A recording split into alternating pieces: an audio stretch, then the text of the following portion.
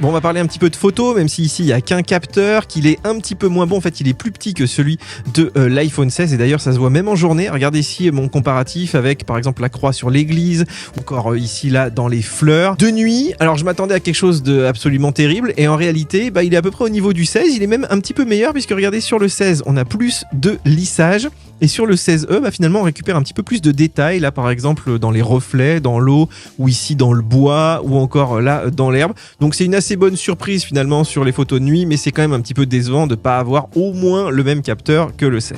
Alors comme on n'a qu'un seul capteur, le mode portrait il est forcément moins précis, et on le voit très clairement, hein, regardez là, il manque des cheveux à Sylvia, il a tendance aussi alors à forcer les contrastes, il y en a qui vont pas aimer puisque ça a tendance à vieillir un petit peu la peau artificiellement. Et puis d'ailleurs en mode selfie, regardez par rapport au 16, là c'est assez kiff-kiff. Mais une fois encore, c'est quand même un capteur qui est assez moyen. Les selfies, maintenant, les gens le font de plus en plus avec le capteur principal. Apple, il serait temps de se réveiller.